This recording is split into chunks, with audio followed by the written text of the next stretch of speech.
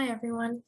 Let's quickly do a review of how to factorize quadratic expressions and therefore solve quadratic equations using the difference of two squares method.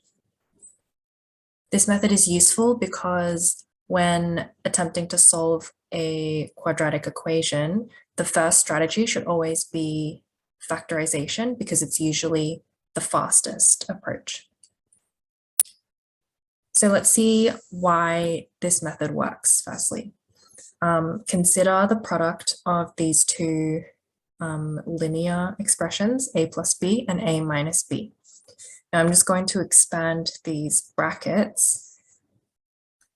First, a times a squared, a times minus b is minus ab, b times a is BA, and b times minus b is minus b squared, right? The signs are really important. So we notice here that in general, AB is the same as BA, right? 2 times 3 is the same as 3 times 2. And therefore, minus AB and plus BA are negatives of one another and therefore cancel. Right, so we're left with a squared minus b squared.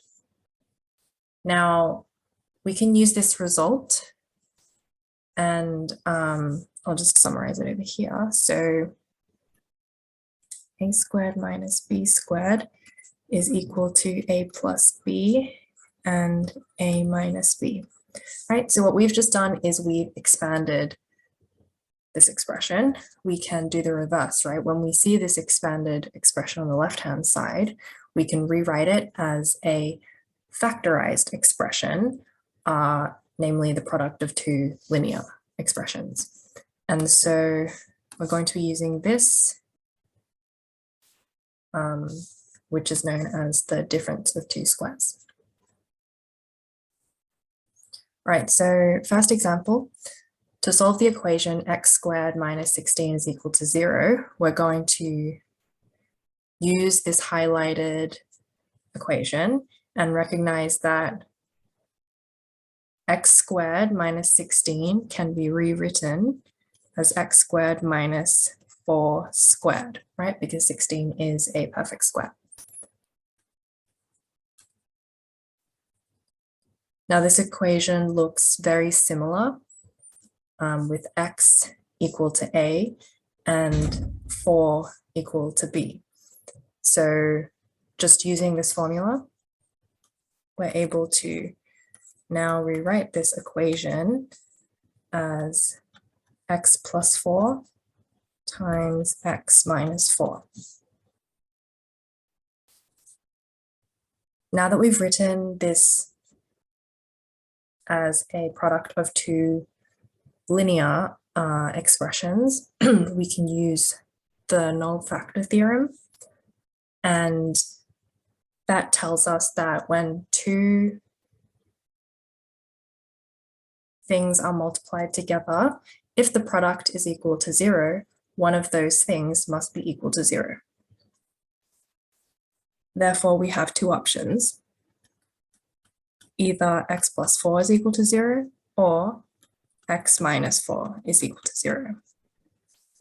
Right, so solving this first equation, subtracting 4 from both sides, we end up with x is equal to minus 4. So that is one of our solutions.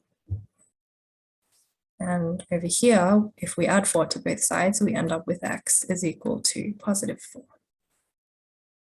So both of these solutions should agree with this equation at the top here in blue. Now let's quickly verify that we haven't made a mistake somewhere. So if we substitute minus 4 into this equation, minus 4, you square a negative number, it's positive. So 16 minus 16 is equal to 0. So that works. Okay, same thing with the positive number. 4 squared is 16. 16 minus 16 is 0. That also works. Great. Okay, let's move on to another example that's slightly more complicated, let's say.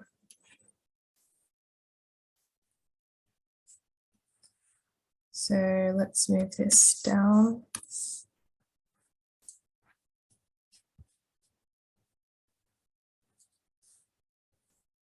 Okay, how can we write x squared minus 12 as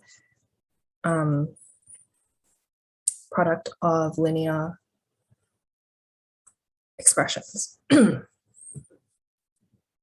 Well, we already know from our example before that x plays the role of a, right? So we can already put x and x over here.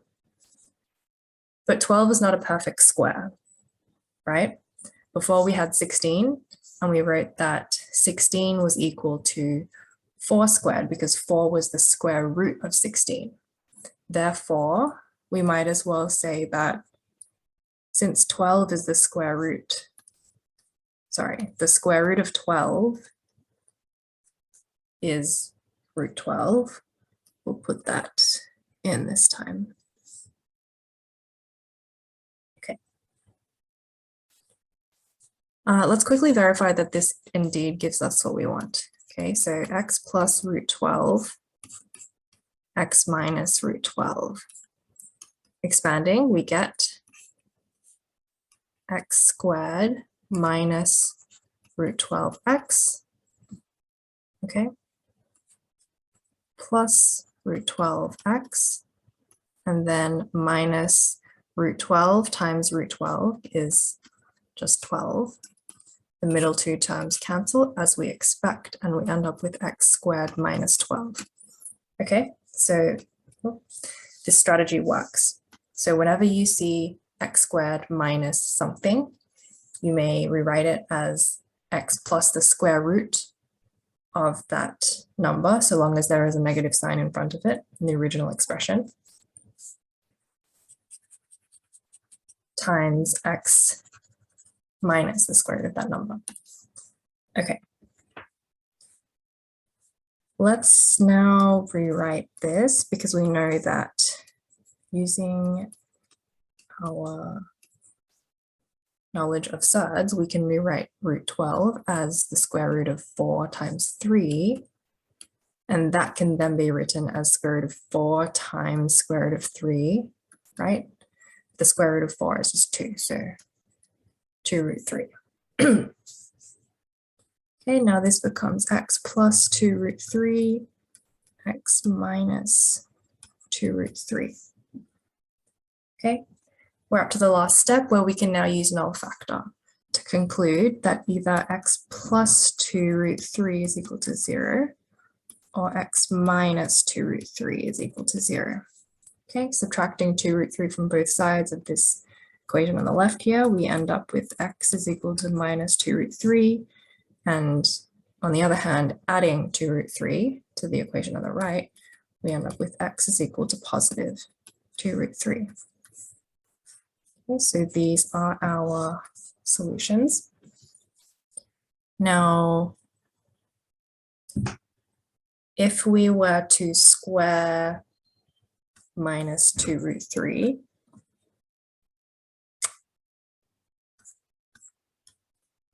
right, that's just the same as minus 2 squared times root 3 squared, which is equal to 4 times 3, and that's equal to 12. Therefore, when you substitute x is equal to minus 2 root 3 into our original equation, we end up with 12 minus 12, and that's 0. So this is a correct solution. And of course, the positive number 2 root 3 will give us the same result, right? We can just add pluses. And that, of course, works out.